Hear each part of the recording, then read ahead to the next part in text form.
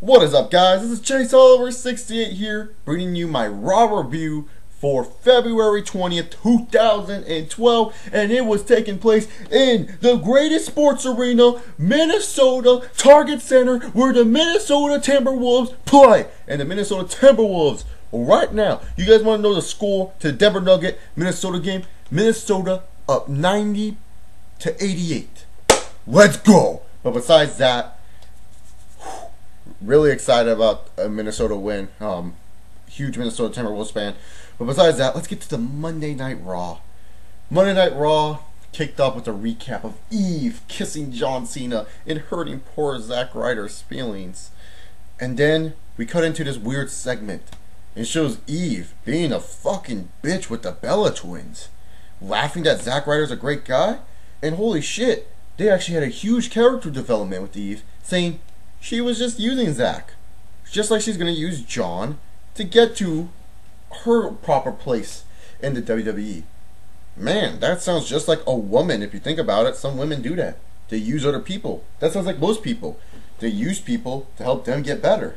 Huh. I really like that. They really do.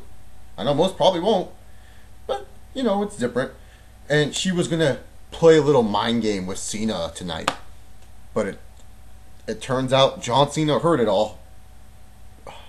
So we get Johnny Boy come down into the ring.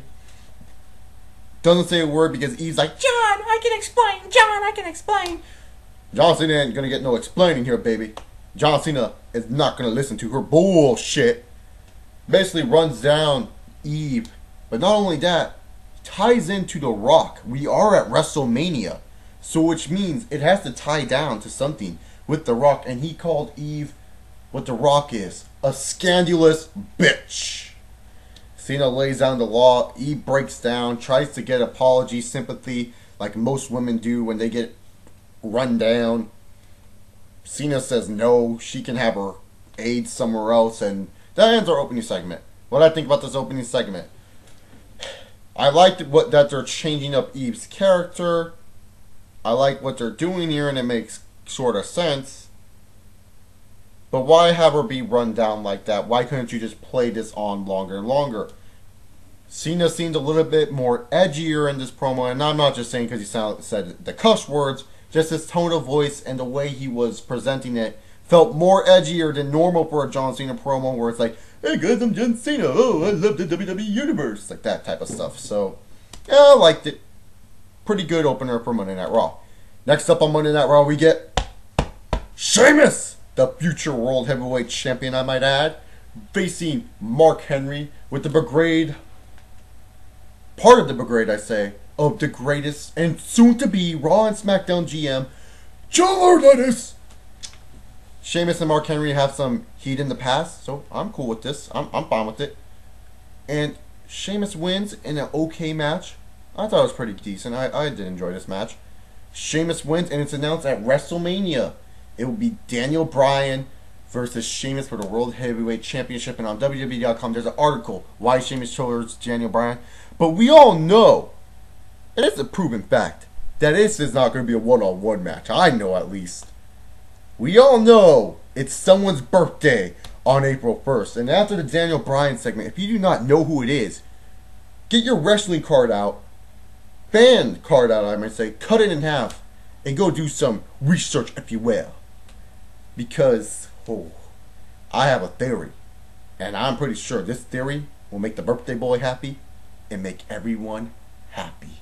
Oh, yes.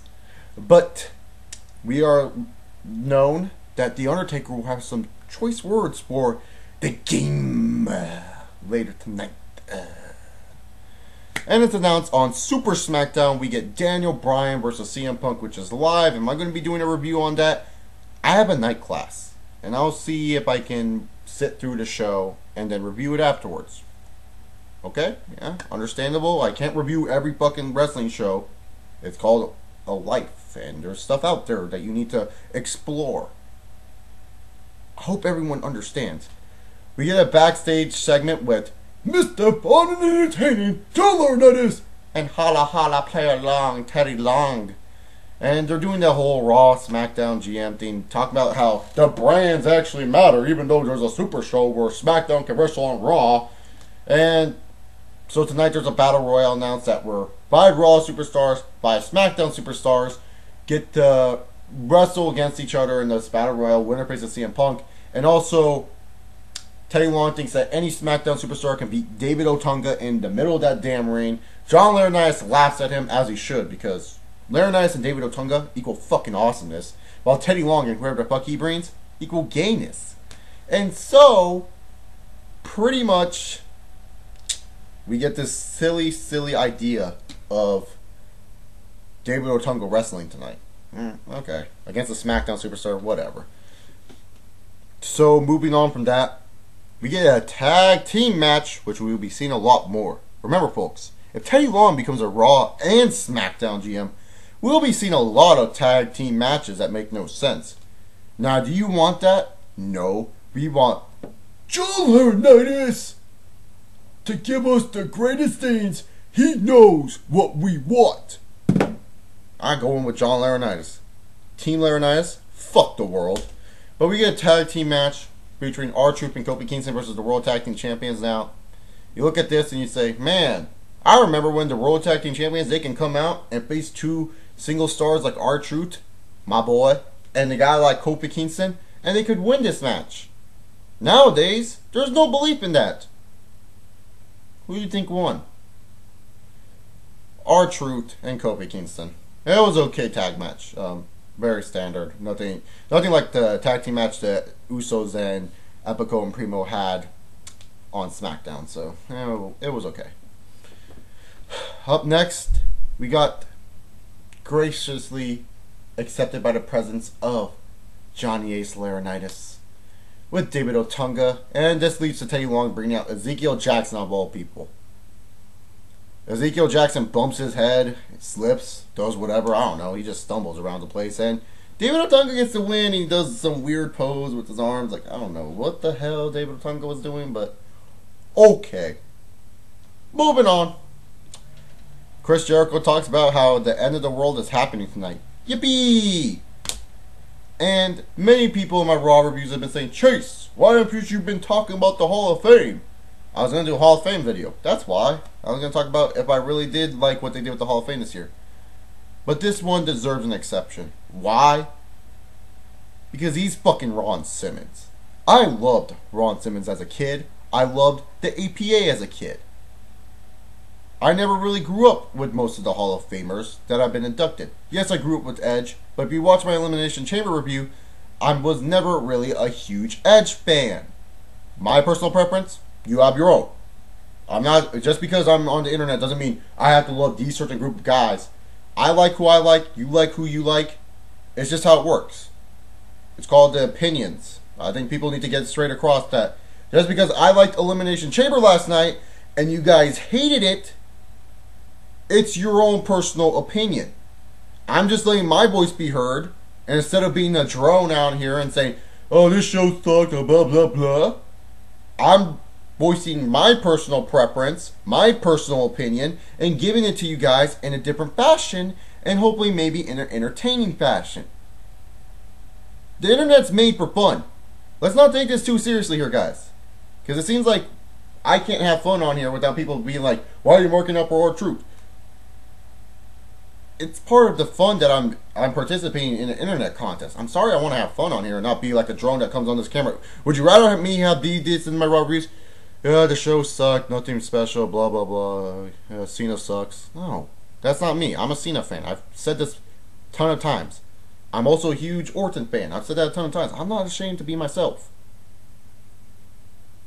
Be yourself. This is a tip for people on YouTube. Be yourself. Don't follow what everyone else is saying. Stick to your opinions and throw it at it. I mean, I've had people say you're like an Off the Rope show clone. Well, last time I checked, Schleg Daddy didn't really like this show. Now, I even talked about how I did like this show. Schleg Daddy didn't like the Raw Chamber and said it was sloppy. I thought it was a good match. He said it was a good match, but I said it was better than expected, and I thought it was probably one of the higher points. He liked Cena versus Kane. I didn't really like it that much. How am I a clone if we have two different opinions? I'm just saying, I didn't really like Edge that much. Doesn't make me a bad person. Was Edge a good talent? Yeah, I think he was. But I'm not a fan of his. So, basically what I'm trying to say is, let people have their opinions and respect them. You can challenge people's knowledge of wrestling and challenge ideas. But when it comes to someone's personal preference of who they like as a superstar, just let it be. But anyways, continuing on, Ron Simmons, I did like Ron Simmons. I always did. He was just awesome to me. That damn gimmick I always thought was entertaining. I'm glad Ron Simmons is in the Hall of Fame. And JBL is going to induct him. Yes, JBL. Fuck the world. But next up, we got our boy. Yes, the world heavyweight champion Daniel Bryan against Santino Marella. You know, Joe the Show tweeted, it's kind of pathetic that they have to use Santino's face reaction to try to get Daniel Bryan over as a heel. In a way, yeah, he's right. It is kind of pathetic because you think that it's pretty sad that Santino Marella is probably one of the more big over faces in the WWE than most of the current faces that actually are taken seriously or are supposed to be taken seriously. It really is kind of sad Santino is a bigger face than most people, but I do like Santino. I'm not saying he's like a great wrestler. I do like his character.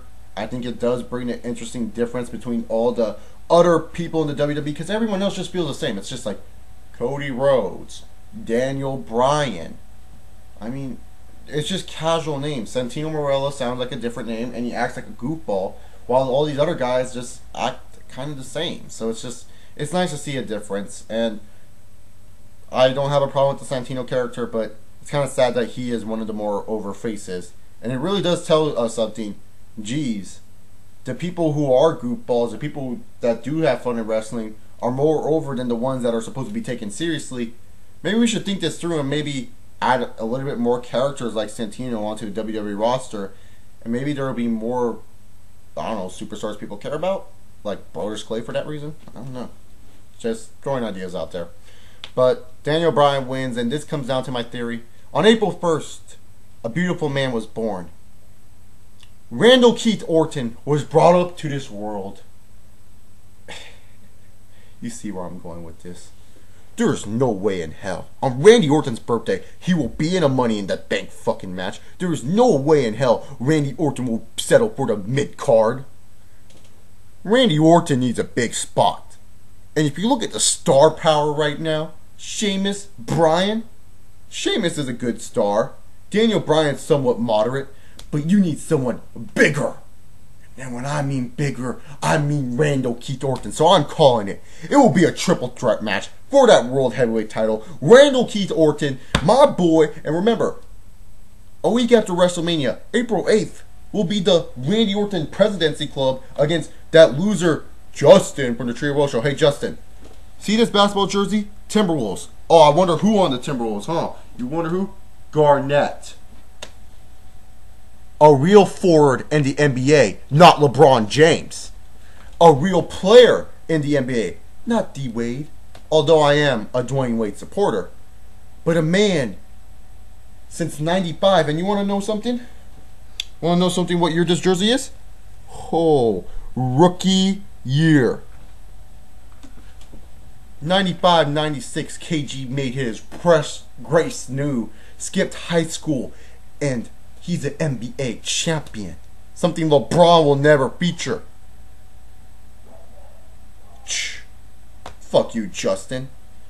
He's a loser. And then you got this stupid Blue Borton who goes, I am. Well, Blue Borton, I got a gift for you. This is a blue dildo. It's huge and nice for you to stick it straight up your fucking ass. I'm telling you, I am winning that contest. No one is going to become the president but me. Vote for Chase Oliver. Go on to go to Off the Rope shows, freaking videos. I swear, vote for Asian Randy Orton. I am the only one who should be the president of the Randy Orton fan club of the YWC, damn it. I'll be damn shamed if I do not win this award. Whew. Now that I got that, let's get started with Cena as he cut a promo on The Rock. Cena insulting The Rock. Cena doing this with The Rock. Some of the stuff we've heard before. Yeah, whatever. But it was a nice, serious promo from John Cena, and I did really like this mic work. Was it the best? No. Well, next week's Raw when The Rock's there will be interesting? Yep. And now we get on to the Battle Royale. And standard match, okay. Nothing too special here. You know, I didn't think it was that special of a Battle Royale. And the decision was as like clear as day. You knew Jericho was going to win. But really, it was okay. And I really did like how the WWE Championship was the main focus, I guess, for this week's Raw instead of the other segments. But really, the reason why I'm saving this segment for last is because I thought this should have been the main event. I thought this should have been the one to close the show. Because this Raw, literally, I'm not going to say it was a bad episode. I did like this Raw. But this Raw fell flat after what I just saw from this promo right here. And this is why I'm ending it. So I might do reviews nowadays where I end stuff with what entertained me the most and what I enjoyed most from this show. Undertaker returns. Undertaker and Triple H. By God. Hell in a Cell. Oh my God. Great promo by both of these guys. Taker going down the limbs, trying to break down Triple H, calling him a coward, and God said, I'm not a coward. Getting all mad at Taker. And then, ooh. And then Undertaker saying, you're not better than Shawn. He's like, you want to end this era, Taker? You want to make me beat you? I will. But we're going to do this in one fashion. And this is a perfect matchup to Hell in a Cell. This is the perfect matchup for Undertaker and Triple H. When you think of the years of Hell in a Cell, who were two guys that really popped out the most when it came down to the Hell in a Cell? The Undertaker and Triple H. I mean, these guys were basically almost in every Hell in a Cell match. Taker was in the first.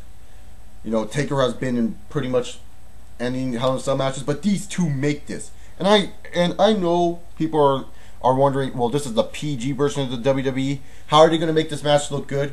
First off, you got God. I'm pretty sure God and one of the most respected men in the WWE, in the Undertaker, can bend the rules and not get in trouble. I know people are going to be like, what about that fine at WrestleMania? Please. Do you really think Triple H paid, or Undertaker paid, $75,000 for hitting with that steel chair? Hell no, I don't think they paid a damn dime. I think WWE said it. Triple H was just like, LOL, fuck off, and did not pay shit. And Taker, he was like, hey, Hunter, you take care of this. And Hunter said, I'll just do the same exact thing.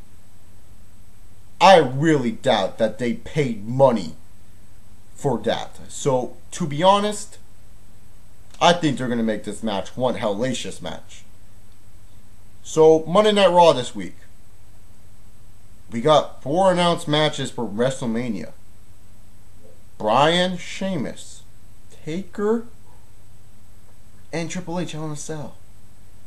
Punk and Jericho, and we have Cena and Rock already announced. 4. Man, well job. I thought this was a pretty good Raw. I'm going to give it a solid B. Like I said, I just wish that it would have put Taker and Triple H last. Some of the matches were okay on this episode. I will give them that. Some of the matches were okay. But yeah. Anyways, another thing that gets me excited about this year's Mania, and there is a center in the NBA, just as cool as the power forward known as Kevin Garnett. There's a center in the NBA who, at the Cartoon Network Hall of Game Awards, announced he'll be wrestling at WrestleMania. Shaquille O'Neal will be at Mania, bitches. Now, you wonder, is it going to be against Big Show? Because you saw at the Battle Royal, Big Show and Cody Rhodes went at it. Who knows? But Shaq, I know it's going to be a terrible match, but I don't give a damn. Shaq is motherfucking awesome, and I hope to see him at WrestleMania. Tell me what you guys thought about this Monday Night Raw. Comment down below. Subscribe if you haven't. Like or dislike this video. I know I'm going to get fucking dislikes anyway, so I don't even care, man. I'm excited. You should be excited. The Mania season is in the air. Let's hope WWE can deliver on this WrestleMania. This is Chase Oliver 68. All the links in the description down below. Thank you, and I say peace.